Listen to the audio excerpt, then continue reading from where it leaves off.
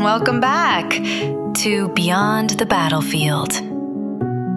Today's episode begins with a truth most people never say out loud. Sometimes, the strongest people you know are quietly exhausted. They are still showing up, still smiling, still solving problems, still taking care of everyone else, while internally carrying a weight nobody can fully see. And maybe that is the real battlefield of life. Not the battles outside, but the ones fought silently within.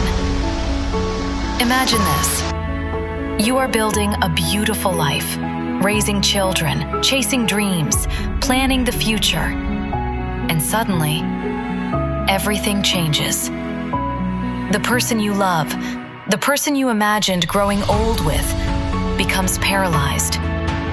Not for a week, not for a year, for 19 years. And every single morning after that, you still have to wake up, still have to earn, still have to lead, still have to stay strong for your children. Most people would break under that pressure. But our guest today kept moving.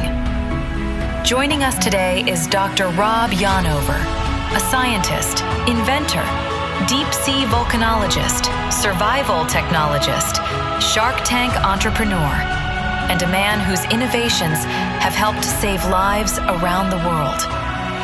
He has explored volcanoes beneath the ocean, surfed massive waves, built survival technologies connected with military rescue and SpaceX missions. But his greatest achievement was never fame. It was love. And that is why this conversation matters so deeply. Because in the Bhagavad Gita, Arjuna collapses emotionally in the middle of the battlefield.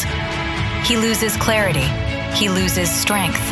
He wants to walk away. And Krishna teaches him something extraordinary. That life will not always wait for you to feel emotionally ready. Sometimes, you heal by continuing.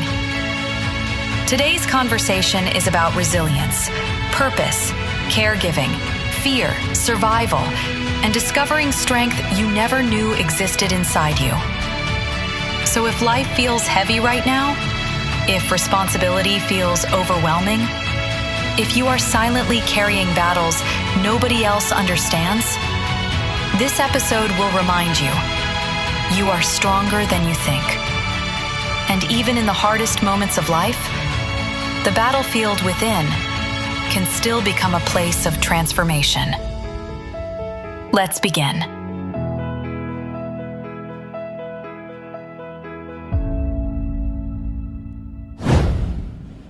Dr. Rob, welcome to Beyond the Battlefield. And honestly, the more I explored your journey and the less I felt like a story about invention or entrepreneurship. It is more like a story about human endurance. And when I say it is, I really mean that. Thank you. On this show, what we do is we often explore the ideas that the hardest battles are usually fought and usually invisible to the outside world. Whatever we are fighting, it's invisible. And in many ways, your life reflects that deeply. And that's what resonates with me, right? So people have seen you, Shark Tank, SpaceX, volcanoes, big wave surfing, many more things. But behind all of it, there was also caregiving, responsibility, uncertainty, and emotional weight which you are carrying, right? Yes, absolutely. So how did those two worlds coexist inside your mind? And for so many years, it's not a one incident, right? For That's so right. many years. It was an incredible journey, and we were both fortunate. We were in love. We had beautiful little children, and then all of a sudden, she starts limping while she was training for a marathon, and it went from a limp to a cane to a walker to a wheelchair, all within a year. And then for 19 years, Cindy was paralyzed from the neck down, and the kids were 4 and 7 years old. And I think I was on overload and I was kind of on autopilot. There was no options. The option was to bail out, which was never an option for me. I was going to take care of her. I was in love with her, and I was committed to the children and the family and the business, which was another family. So I had to make money. I had to take care of her. And I think for me, it was another challenge. And I guess I like challenges. I mean, I would never have chosen this one, but it chose me. It chose us. And I wanted to not fail at that. I wanted to step up and do the best I could. And I just kind of had to segment each day into little tasks to get through the day and make sure I left a little piece for myself to get refreshed and rejuvenated to do the next day. And, 19 years later, she finally passed away, but I was it's still one of my proudest achievements. I've achieved all this other stuff in technology and science, but to have stepped up and taken care of her and become the bond we had was so incredible because she was paralyzed, yet she needed to go to the bathroom. She needed to eat. So it's almost like we bonded as bodies. We changed. I had to become her arms and legs. And for a macho guy like me to become kind of, dealing with tampons and other, all the feminine things that I really didn't think I was built for, but deep down, I just handled it. I think there was a famous quote, endure by enduring. You just get in there and it's hard the first time, but the fourth time it's easier. You keep doing it. So we got extremely close. I mean, I don't think a couple's ever been closer because we were connected mentally, spiritually, but physically, the other thing about her paralysis from multiple sclerosis was she still had feeling. She just couldn't move. So if she had an itch on her toe at 3 in the morning, she would wake me up and I'd have to itch her toe. So, a lot of paralyzed people don't feel anything. So they don't have to worry so much about being comfortable. But for her, that was one of the added challenges, really. It was a tough journey, but it was very fulfilling. And I would say that in Bhagavad Gita, chapter 3 and 5, Krishna talks about continuing action. Even your life become emotionally difficult. Hmm. And during that first 5 chapter, and we call it Karma Yoga. Karma is action, right? Why you have to act? Because the warrior has been frozen in between the battlefield. And why you have to act? I keep on giving this example, and I said that it really resonate with my understanding. If you are staying in a high-rise building and you are late for an office, right? You Hmm. call an elevator, but you are too late, right? So elevator is far away, and within those 30 seconds of time, you push the button 3, 4, 5 times, or maybe multiple Right. times, right? Now you think about a situation and a very panic. It's not a true panic. You are Mm. just 10, 15 minutes late for a work, but your intelligence has gone. You know that if you press once, the Yeah. elevator is going to come, but you are pressing is 4, 5 times, right? The elevator will come at this time. And that's what we also explore at multiple angles, that when you are emotionally down, your intelligence doesn't work. But True. right now, I really wanted to understand that after caregiving for nearly 2 decades, it's not a short term, right? It's Yeah. No. and you said it has become your way of life. So Yes. how did you keep functioning and creating, inventing during that period where emotionally you were have been completely exhausted? Yes. I think I just kept segmenting. I kept splitting things up to tasks. It's what I want to do, what I need to do, and what I have to do, kind of. And I would get things I had to do. I would wake up, take care of her, take care of the kids, and then kind of just squeezing in little segments of time. I think I looked at the clock differently than most people. And I look at 24 hours in a day, and I have to extract so many tasks within that 24 hours, but I valued those hours so greatly that I always protected myself and my mental health, even like your analogy of pushing the elevator. That pushing it a lot makes you feel like you're doing something. So, yes, it's not coming faster, but you think it's coming faster. So I kind of was doing that in my life in terms of I have to keep doing things to keep achieving and trying to stay ahead of all the things I have to do.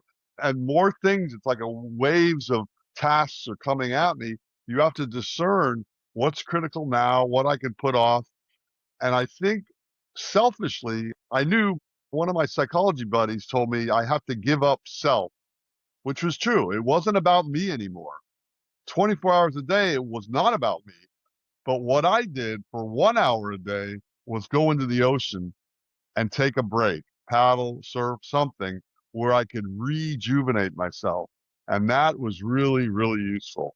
And I would look forward to that. In the deepest, hardest part of it, I would say, okay, this is tough, but I'm going to get a break. I'm going to get some food. That's a nice break, a good meal, or I'm going to go in the ocean. And I also, as an inventor and scientist, I like to work on a task and then move to another and keep going and come back around. So you kind of have a new perspective. When you leave something, especially if you're stuck in it, I get stuck in something and I would leave, then I'd do all these other things and I'd come back and I'd have almost like fresh eyes to look at it again. And it's also autopilot. I mean, I was doing things and not knowing, you just kind of keep going. You don't think about a lot of things. It was like a haze for 19 years. So when you said that I was not doing it, was getting done through me, right? And Right, that's what exactly. right and that's what I also learned, and I really really feel many times that I'll give an example that when I started this, the way I started this podcast, and I'm telling this first time on a recorded note, that it was Uh-huh. not at all I was thinking that I will be reaching up to a longer journey, this kind of long journey. This is one third of the book is completed, and I'm on the journey. I completed 1 year last this month, Oh, and great. I'm sure it will take another 2 years to go. And commitment, where you have a responsibility of a leadership of one third business in the country and a team to manage busy days. Even when I was talking to my wife that will I able to do that? It's a big commitment. And she also said that will you able to do that? I said that I don't know, but I want to start. And Exactly. I started this to support my daughter when he's studying.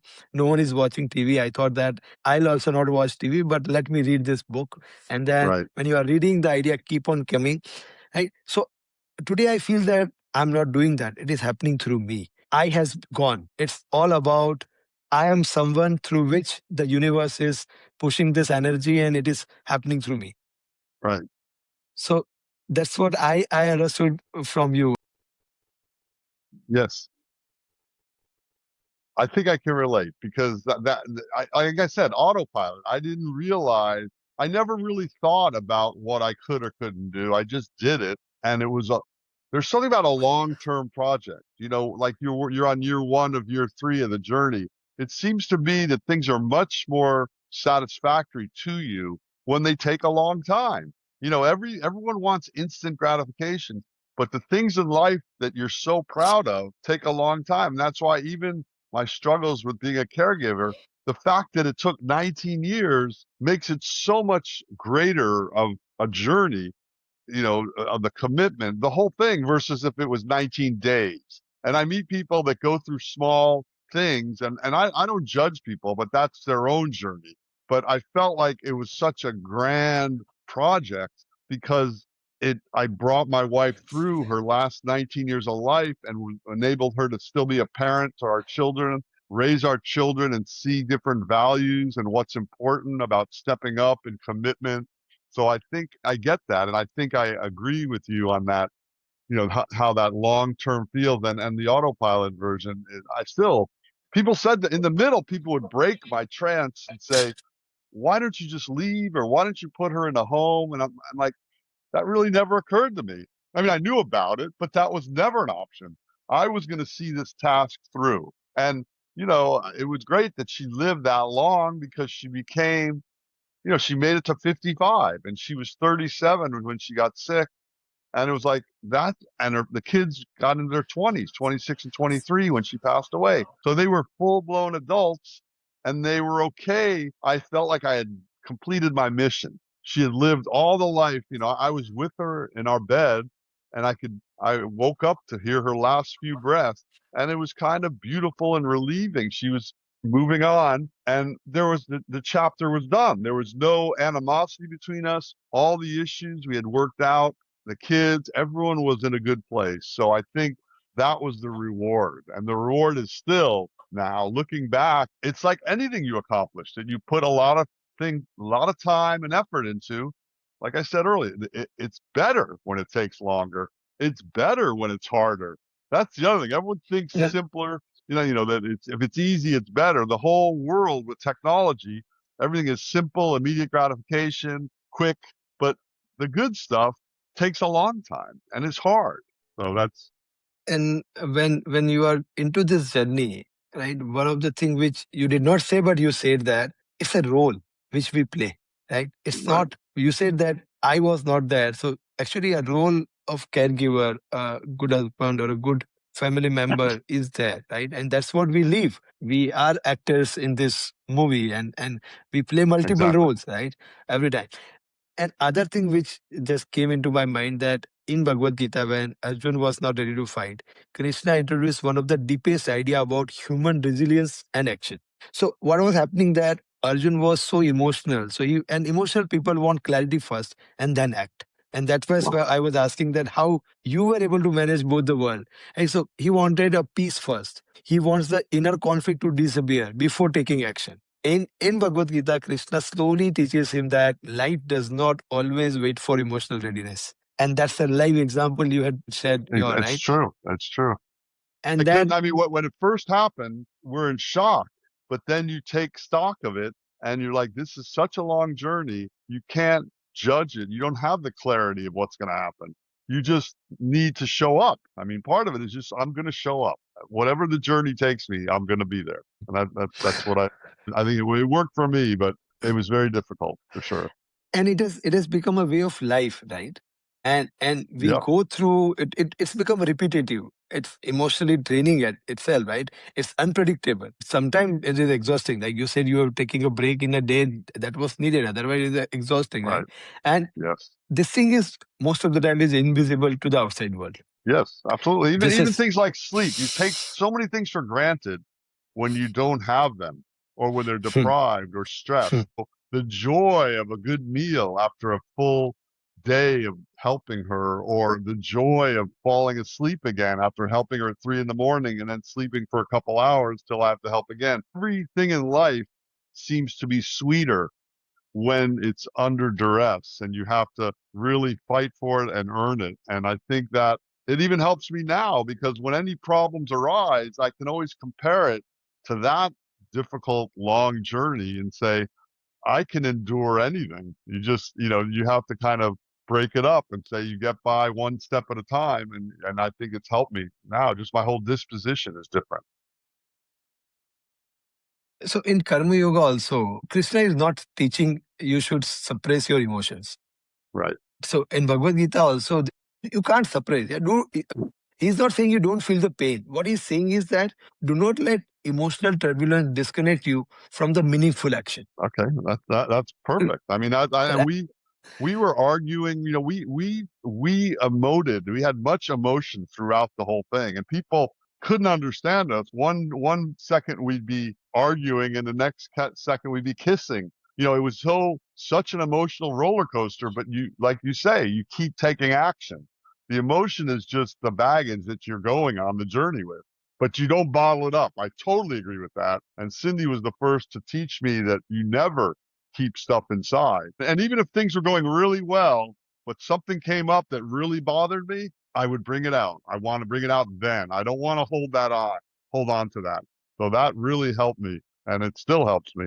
But the And journey is the journey. You have to go in. you have to go through. And then one of the very small things he said, that even you are not doing anything, if you are breathing also, that's an action. That's right. Exactly. Right? So acting and let's say caregiving or inventing or talking to each other is action. Sitting Yes. idle is also action. At not a single moment was there that we were not acting.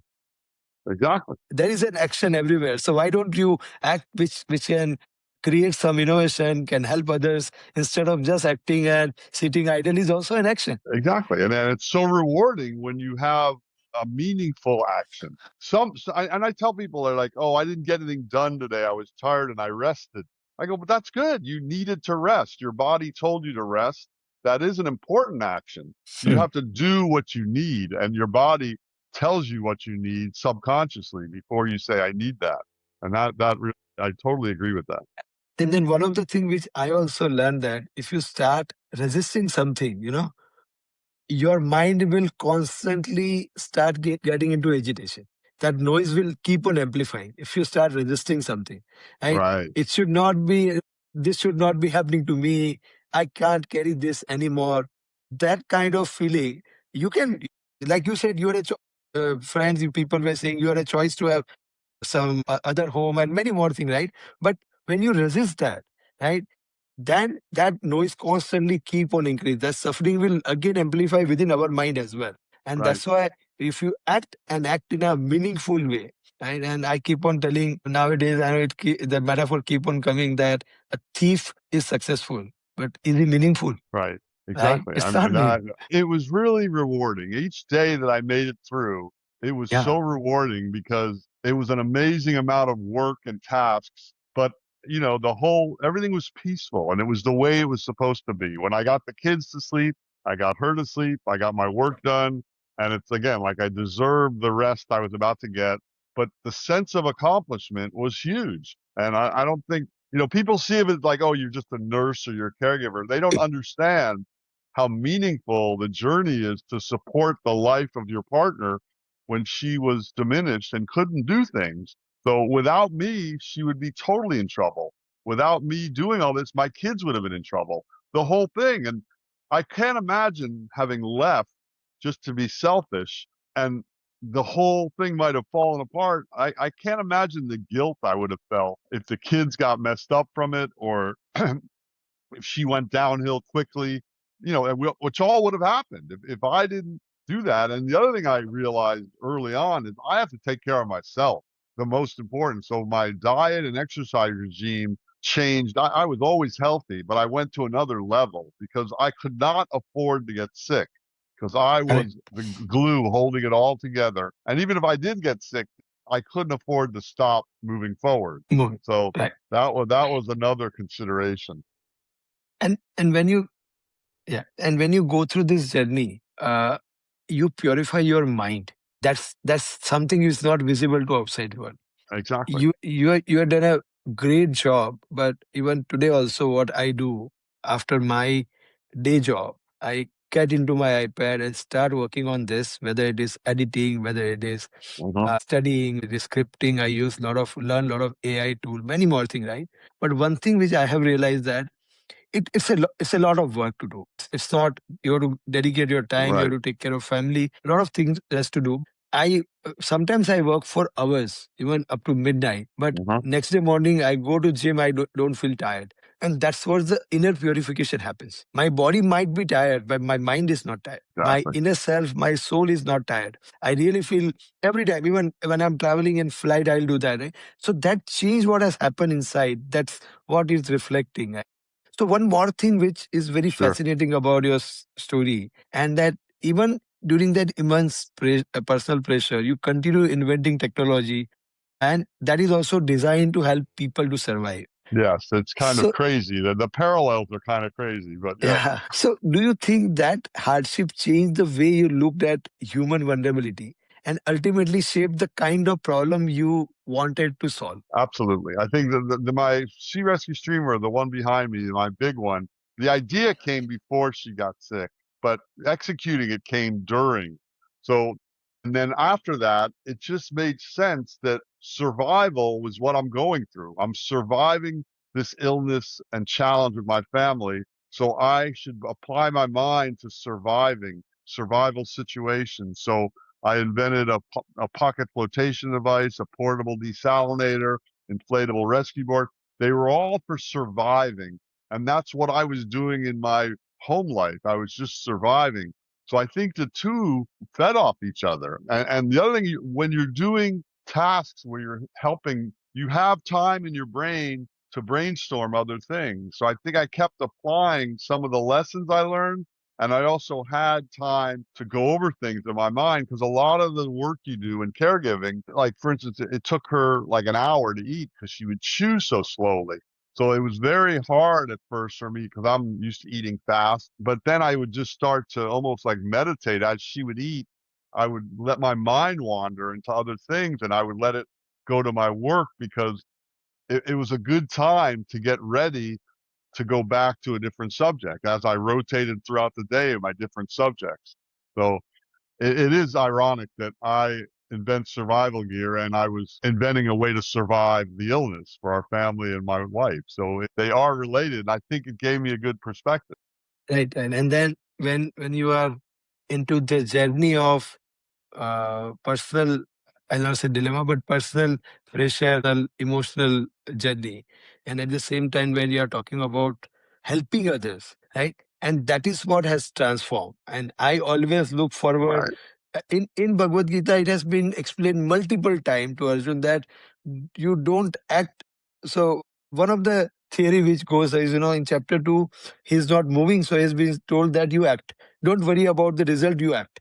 Right? Then Uh, in chapter 3 said that you have to act, but for the benefit of the society, don't attach to the outcome. Right? And then in chapter 5, he has been told that you have to act for purification of your mind. And right. now we understand that if in chapter 2 you talk about purification of mind, someone who is not enough mature, he can't understand. But now Right. you had gone through that journey. I had only seen and studied, but you had lived that journey. You can understand that what purification of mind is when you keep acting. Absolutely. I mean, it's still, people ask me, what is my greatest accomplishment? That was it. And I didn't know it when I was doing it. I knew it was hard, but the calmness when I reflect on it and the sense of accomplishment is huge because I still see my kids, my grandkids, and I'm like, all this happened because of the commitment I made to keep acting. I kept acting, not knowing. I mean, I knew the end game. We were all going to die, right? So I know what the end game is, but you just keep progressing and trying to do the right thing, and the rewards came. And I think it helped my whole perspective on life. And again, you wouldn't wish it on anyone. You wouldn't want to say, oh, you should get into a caregiving situation, especially for someone that really wasn't equipped to do it. I think I was, but I didn't know it. But luckily, my parents brought us up to be well rounded. So I could cook, clean. I could do all those things. I could be motherly to my kids. I could be fatherly. I could do all these things, but they were below the surface. And when you're forced to do them, you do them awkwardly at first, and then you get better. It's like anything you practice. That became my craft, becoming a caregiver. And I took pride in it, really. I mean, I really did. I mean, when I got the things accomplished and then I'd figure out different little tricks. I also invented little things to help her deal with it better. There was a pedaling machine, and I figured out that if I put her in a camping chair and tied her legs into this pedaling machine, it would pedal her legs all day. And we ended up doing that for 8 or 10 years. We burnt out like 20 motors, and I did the math. She circled the globe a couple times. How many times the miles she brought. But her headspace, being paralyzed, she got to see her legs moving. It prevents atrophy, and it was such a great thing. And I think that was a great sense of accomplishment. So I took a bad situation as a problem solver, and I kept taking these challenges on, and they weren't just physical; they're also emotional. Like, how do you make her feel better about her situation? And it was just a series of those challenges. And yeah, a lot of them are under autopilot, but a lot of them are also just problem solving. Like, as a scientist, here's a problem. How do you solve it? My hypothesis is this. I will test it. If it doesn't work, I will retest it, retweak it, and keep repeating it. And that's why I wrote a book about it, Caregiver's Survival Guide, because I learned so much doing it and I wanted to share it. And like you said, the value, and so I kind of saved her life a little, and my invention has saved lives. And when I met a guy that thanked me for saving his life, it was the greatest feeling in the world. And even for Cindy and my family and others that saw me, I could feel the admiration and the reward of people recognizing that I stepped up and saved her life and the family's life, just like my invention saves other people's lives. And that, to me, is the highest level of reward. And I really, And so one of the learning in Bhagavad Gita is about, you act fully without becoming trapped by immediate outcomes. Right. So right, immediate, like today, everyone looks for, if I do something, I should get something. And right, I'm doing because there is an outcome, there is a result, there is a fruit attached to this, right? While Gita, Krishna is giving a very radical learning that you don't work for outcome because you don't have a control. It's a logical, it's not philosophical, it's a logical that I don't have a control to outcome. Like you said that we know the Right. end game, but I don't have control when the end game is.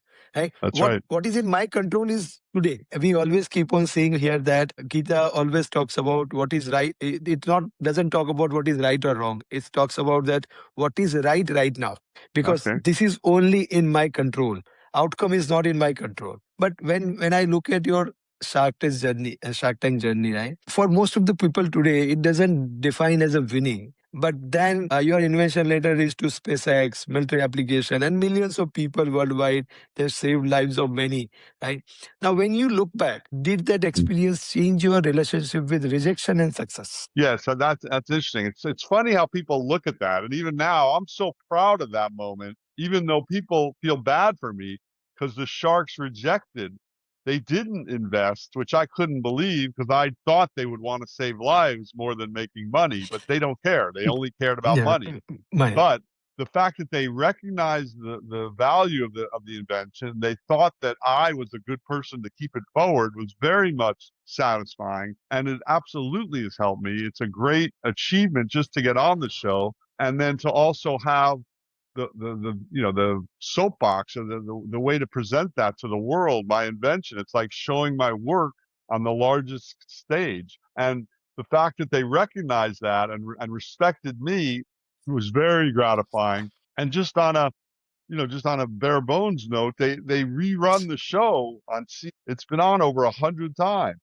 And then it just got picked up by someone on YouTube. They put my pitch on and it got 58 million hits. So it's like I'm preaching the gospel to the world. And that Shark Tank thing, it has a life of its own. It keeps going on and on and on. And it was a great experience. It was a very difficult experience. So, it was not easy. And for months of preparation and a lot of pressure. I mean, people can imagine what kind of pressure you're under, but I also went out there alone. So, and it seems like a lot of these journeys I've taken, it's been me alone.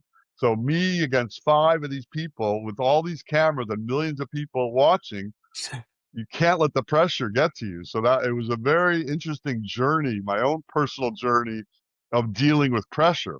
So it was incredible. So that's what I was talking, right? That in the middle of the battlefield, a skilled person got freeze, and then you said that multiple camera, millions of people are watching. 5 sharks are sitting over there, and then Right, you have to present.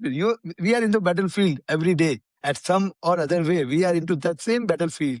right. Similar situation we have been, right? But we are winning through, and that's what we are trying to learn out of it.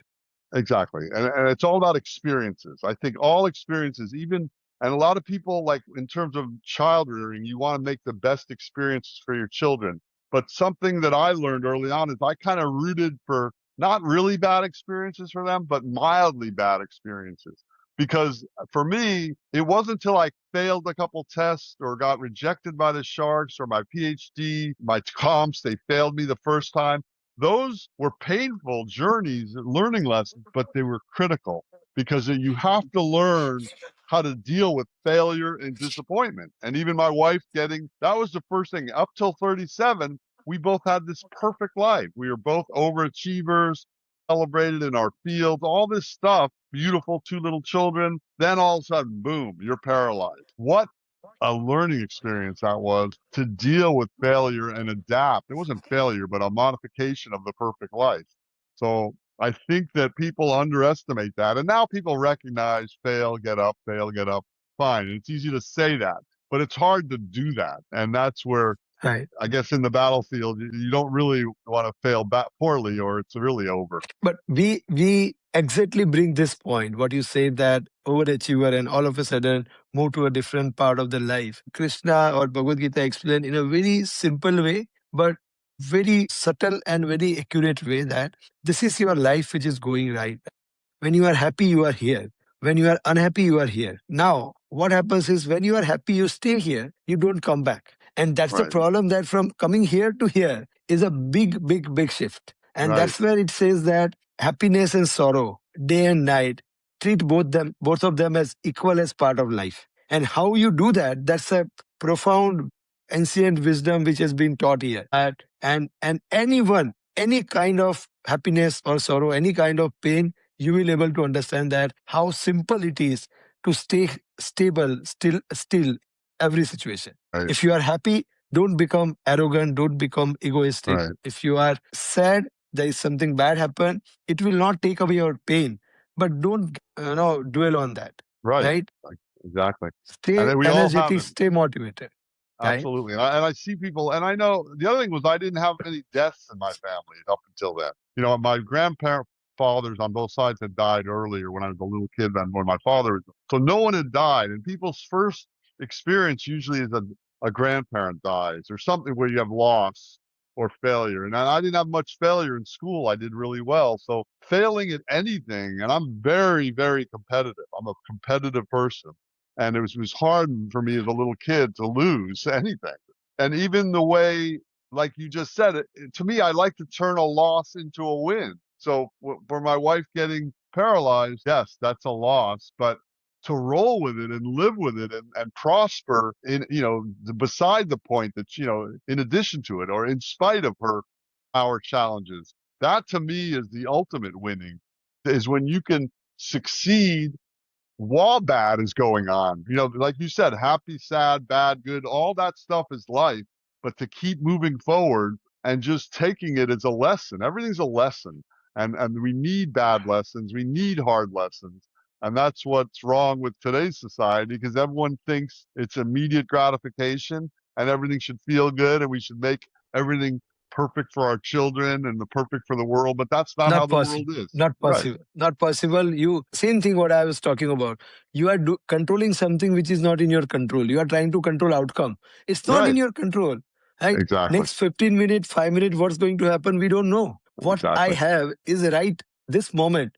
And the way I will appear in this moment will define my destiny. So one of this learning, and it is very practical learning. Here we don't talk about destiny or someone in cloud or someone in Sherman is going to help. What we are talking about here is that my destiny is the way I respond. If I am talking to you and Right. if you are asking me something and the way I will respond, the next thing will come to me, right? The situation where I am and the way I'll respond will define my destiny. If I Right. am in an interview, if I am giving a wrong answers, I am not fit for that role, and I'll keep on blaming my destiny that I don't get a good growth, I don't get a. It's not that you are not responded well to an interviewer who will hire you, correct? Yeah. And the second thing which you talked about, that life is to learn, life is to learn the Right. lessons, right? But Yes. there is one more thing we talk about, that this life, human life, is even God has to experience the world. He has to come as a human life. If he has to see something, he has to help something, he has to come into us in this body. When you leave this body, you will not able to do what you have done for 90 years. I can tell you, you will Right. be helpless. And we take birth. And in India, we believe in reincarnation. It is there. A lot of people who have done research, why you reincarnate, why you take birth as a human life, you want to complete your desire, you want to complete your act, which Huh? which you can't do without, when you don't have a body. You can't walk, you can't Right. see, you can't smell, you can't taste, right? This Right. five senses in the body, that's why you are here. When you leave this body, it's going to get buried. It doesn't exist, right? So Right. so so I always keep on believing that in this moment, whatever best we can do, we should be doing. And that's why, your example is Exactly. And also what you're doing in this moment is all predicated on what you did up till that moment. And that prepares you for that moment. I think that's why when they say old age, you have all this wisdom and you wish you knew this when you were young. And that's so true, because what I've been through has prepared me for every moment I have now better than anything else could have, because it's lived experience. next thing which I wanted to talk to you is, you have surfed massive waves, dives miles beneath the ocean, explored volcanoes, worked in a survival environment. And most of the people, including myself, we spend our lives avoiding fear. Like you said, people want Yeah. the perfect life. They don't want to get into that. So what have those extreme environment taught you about human mind under pressure? I think for me, very much, I'm a prepare for things and I train for things. So when I'm surfing a 20-foot face wave, I don't go out there from surfing a 1-foot wave and then all of a sudden go to 20 feet. I train and prepare and learn. A few years ago, I almost drowned because I took 20 of those waves on my head in a row. But now I incorporate 20 or 50 one breath breathing diving techniques. So I prepare for the worst case scenario. So when it comes, I'm ready and I'm calm. It's a mindset that you have to prepare and feel good. You have to have the confidence that you've done everything you can. You have all the safety knowledge, gear, and your mindset and preparation is good. And I don't know how to explain it except the afterward glow of being on an active volcano or going into a submersible or surfing big waves is such a high, a natural high of surviving it. And I don't think I take big risks, but to outside people, it looks like it.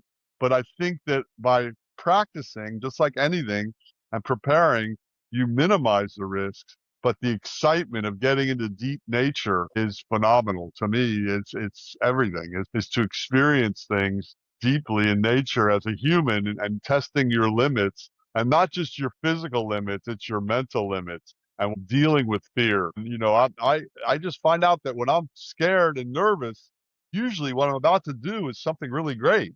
You know, so it's Okay. like, why do we run from fear? Because fear is usually telling us not fear like, oh, some violence is going to occur to me. That kind of fear is bad. But fear about doing something, pushing your own limits, usually ends up good. And it's funny that usually, like in surfing, people get hurt when they're not on big waves and they're just fooling around and not paying attention. It's when you're careful and prepared, you're less likely to get hurt because you're more focused in on the moment.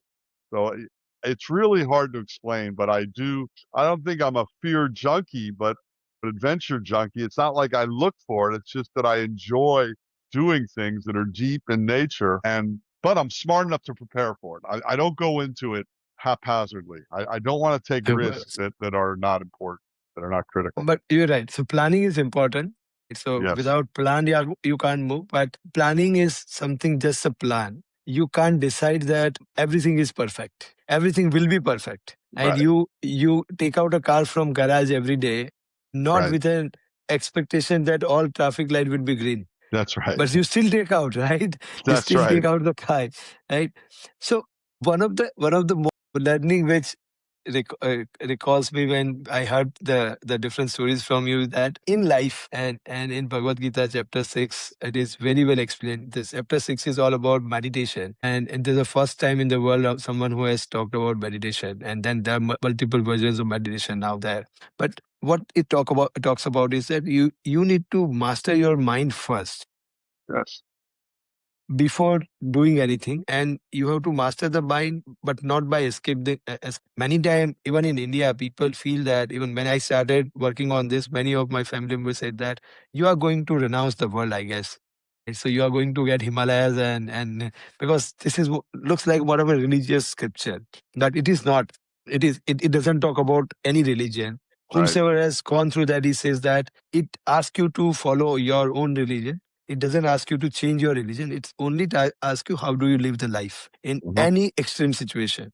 So it talks about that you don't have to escape the life. You don't have to renounce the world. You have to act by remaining steady within the turbulences. It's not that life Right. will be perfect. It will be noisy. It's going to be messy. You had talked about your experience maybe 5,000 years back when this was spoken. There were different kind of battlefield going on. Today we are getting into AI era. You can't predict whether I am AI or I am a real person. That's right. And today, a lot of things are working on that, and we are going to get into more and more complex situation, right?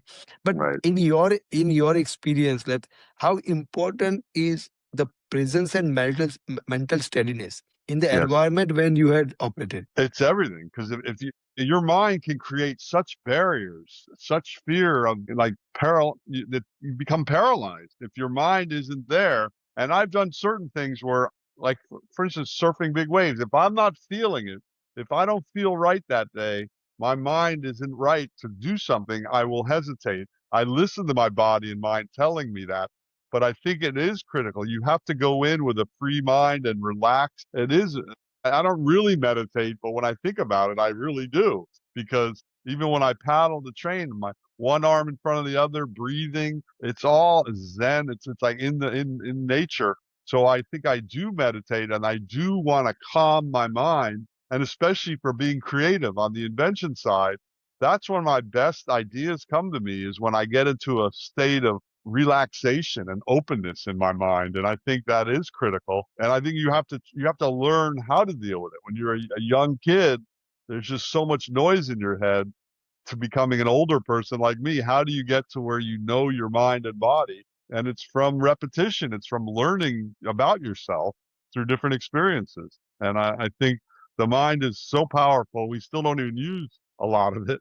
And I think that I enjoy exploring it. And like I said earlier, that as you get older, you really start to see the world and you see yourself. It's almost like it's like a bad trick they play on you. As you get older, you see things so clearly and then it's over. It's like, Yeah. it's like, why can't it be the other way? Why can't you be born seeing things clearly? But that's the journey of life. You That's have a to journey of learn, life. right? Right. So So it's fascinating. yeah. And one of the things which we often discuss in Beyond the Battlefield is that responsibility can quietly become very heavy, especially when people depends on you emotionally, financially, physically. Right. So have you ever experienced the moments where the weight of carrying so much of responsibility felt almost overwhelming internally? Absolutely. I mean, the financial stress of what we went through, I didn't even touch on that. And the fear of losing everything because of financial stress was nearly overwhelming. That was absolutely the hardest part because it's just like, where am I going to get the money to pay for this? And you look at these innocent kids, my helpless wife, because it's paralyzed, like I can't keep generating money out of nothing, especially when most of my time is dedicated to helping my children and my wife. So it's like it was very, very difficult. But again, I found that chipping away at things, breaking things up to okay, it's even like paying bills. Pay this one, I can pay that one later, make some money here, take care of someone there. If you look at the overall thing, it can be overwhelming. So you just try to focus on getting through that day, that task, that responsibility, that requirement. And I think it helped me. And one of my friends helped me in a lot because I had never been in debt in my life. And we bought a house and we got a loan. But he said to me, it's okay to be in debt, borrow money. This is a very much an emergency time for you. And he said, even borrowing against credit cards. Back in the day, 20 years ago, they had 0% interest credit cards.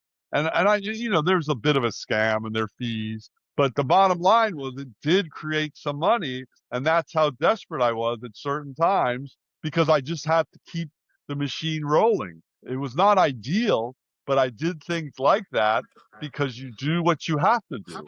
You work with what you have at hand and you have to keep your mind clear. So I didn't want to get paralyzed by that negative feeling and overwhelmed by the monetary challenges. So you just want to clear things up. So you keep proceeding and you take a loan out. I mean, I refinanced my house like 4 or 5 times, which is dumb.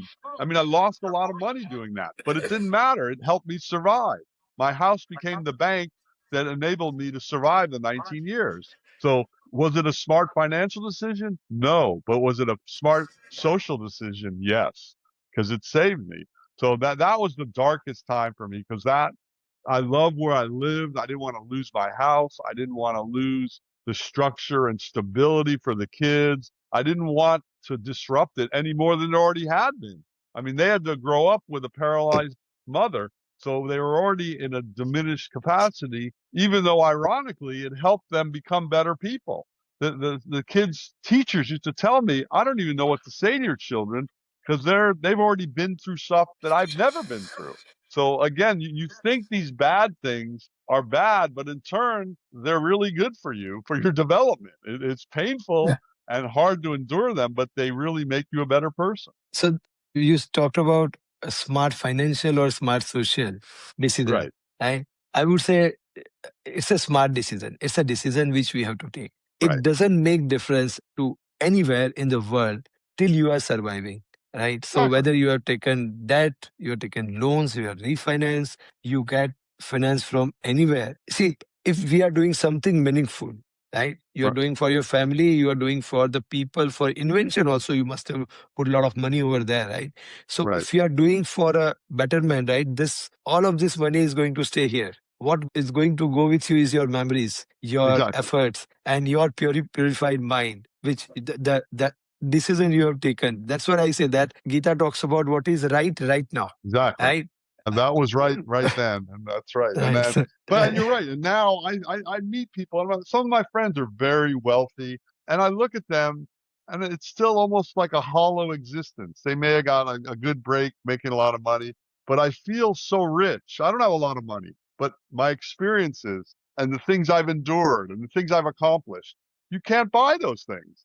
And they're also long term. I can't just say to you, here's 19 years of caregiving experience. It's something I went through that changed me. It it, changed me. it's your earning. And the last episode which I just completed for Uh-huh. last it not the last in the series, but the last episode I completed Right. there, it talks about that your journey will start where you pause. Okay, so I have articulated into modern day because we have not seen the next birth, but the real insight of this is the way you had built your mind, your understanding, your memories, experiences, right? The next journey will start from there. And will the story will be same? No, the story will be different, but the Right. intent of the mind will be same. The whatever we have learned today, you and me are talking, I am also learning a lot of things. This learning is not going to go there. Will I be Ankur? No, I may not be Ankur, I will have a different role, but this learning will pull all of those learning back. So you Yeah. will be placed into place, and that's what I say, that your money, your finance, your house, your everything is temporary. That is one of the initial learning comes into Gita, that you start imagine that what is temporary and what is permanent in your life. Right. And I was asking one of my colleague today when I was traveling, you think for 10 minutes what is temporary and what is permanent. So finally he said that only permanent is me and my family. I said that you still think deeper.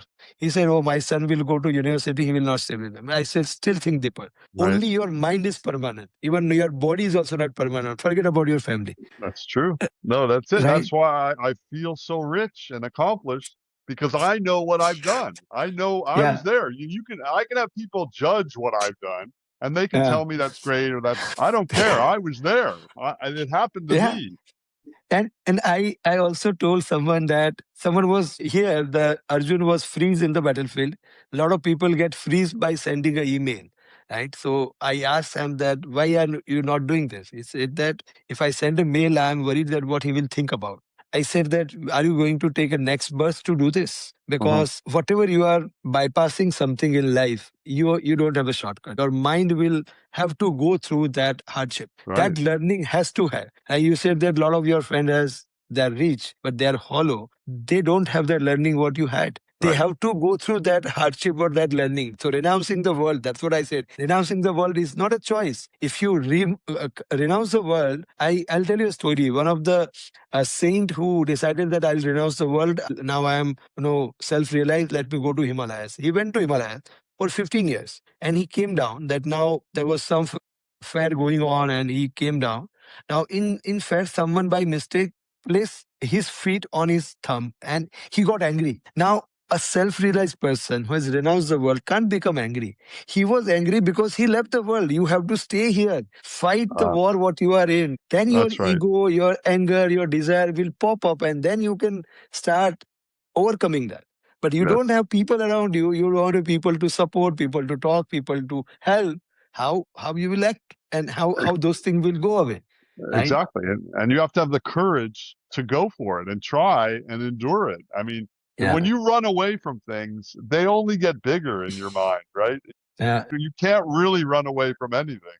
So it's better to face them early and go through the pain of the growth and live through it, live to fight another day. I mean, I like the analogy of it being a battlefield because it really is an internal battle in your mind, right? So battlefield is always inside, it's not outside. Right. No, I love I that. lot of people come to me, and see, personally, I don't keep on telling that what change I had been gone through internally after this journey, learning this, talking to you is also change coming in. But a lot of people have seen that, right? So they come and see that, oh, you are a good leader. How you could manage so many different talent, different kind of people. What should I do to manage, let's say, particular age group, Gen Z kind of people, right?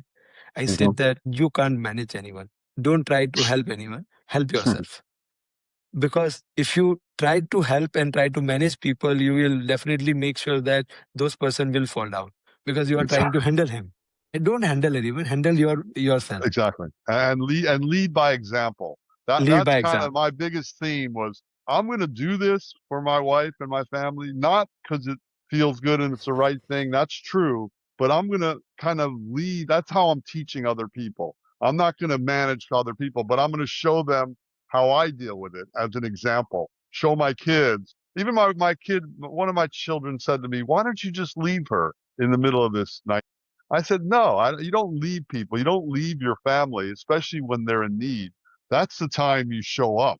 That's the most important time to show up is when the going gets hard. That's when you step up. And that says everything. Yeah, and then was you said lead by example. Now 5,000 years back, similar thing has come up. Arjun asked Krishna that you know everything. You know you are giving me all wisdom of the world. Why you are here in the battlefield driving my chariot? Right? You can relax. You are self-realized person. Now you don't need to take a rebirth as well.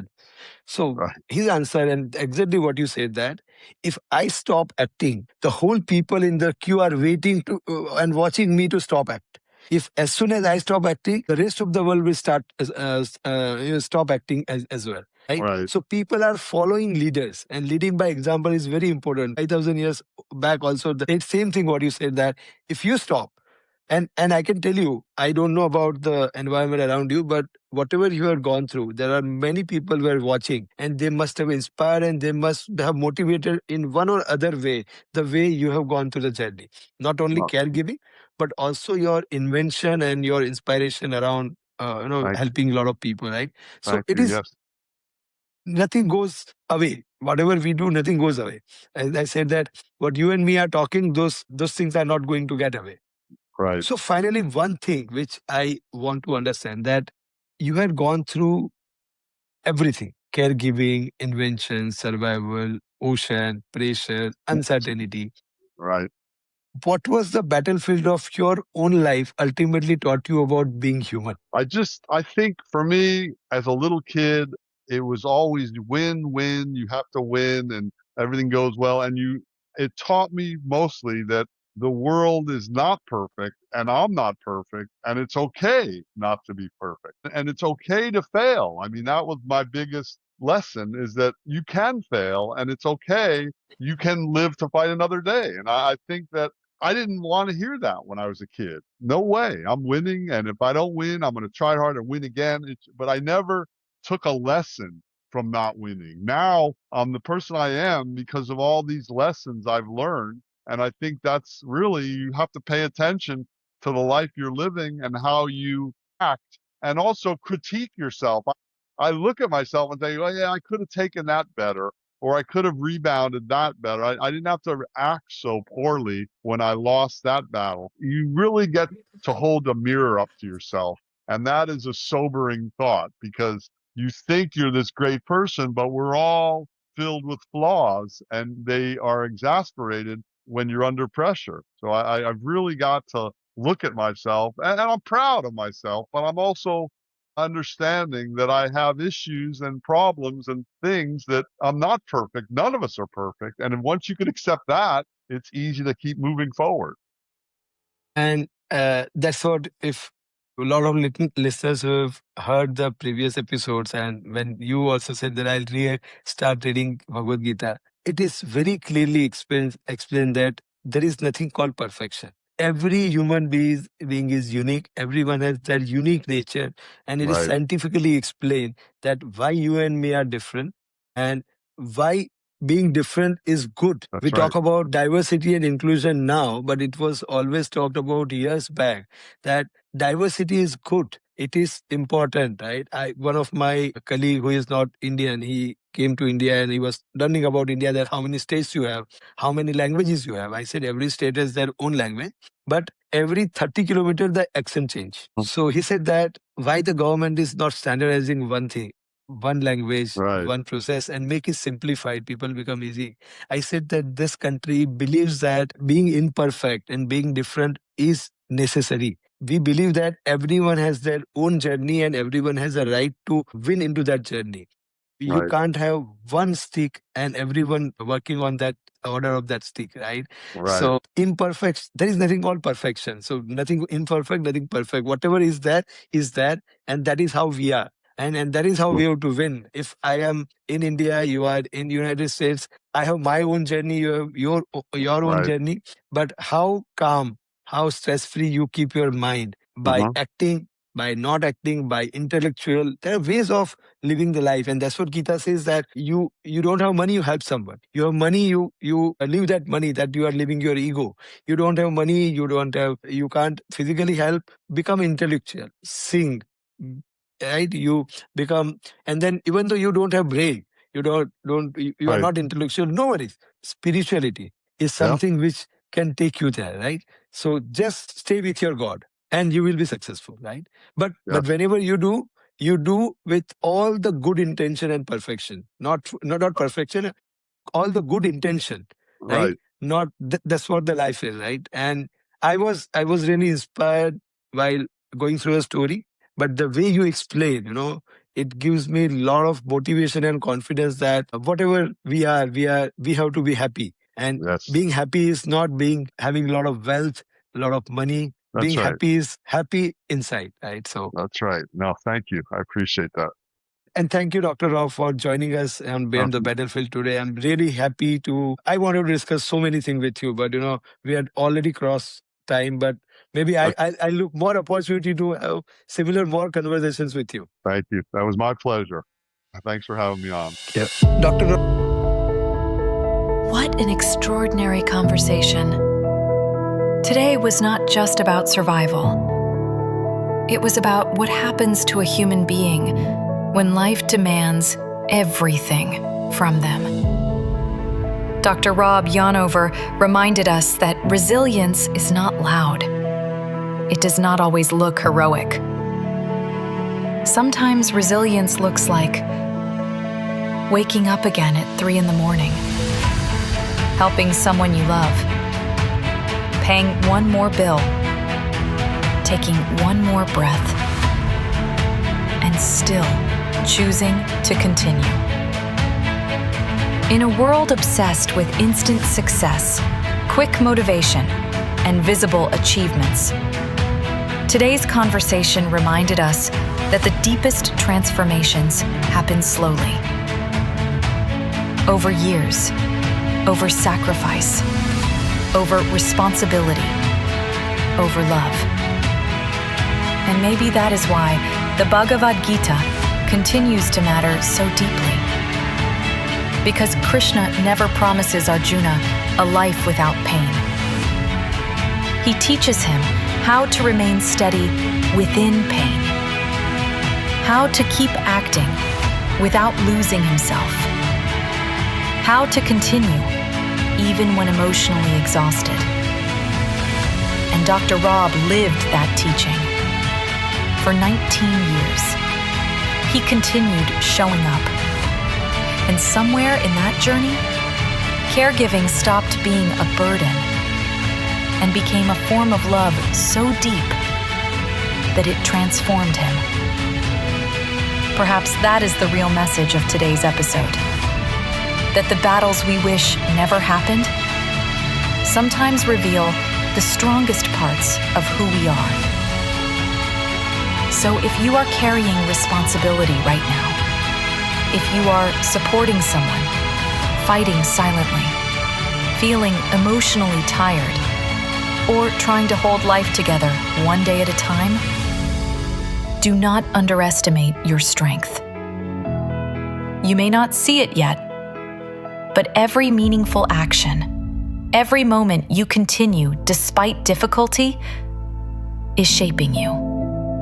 And one day, you may look back and realize that the hardest chapter of your life also became the chapter that revealed your deepest humanity. Dr. Rob, thank you for your honesty, your courage, and for reminding us what it truly means to show up for life. And to everyone listening around the world, thank you for being part of Beyond the Battlefield. If this conversation touched your heart, share it with someone who may need strength today. Follow, subscribe, and help us continue bringing these conversations into the world. And write to us at beyondthebattlefield@outlook.in. We truly love hearing your stories and reflections. And don't forget to explore our Beyond the Battlefield GPT companion link in the description, where ancient wisdom meets modern life. Until next time, keep showing up, keep growing, and keep looking beyond the battlefield.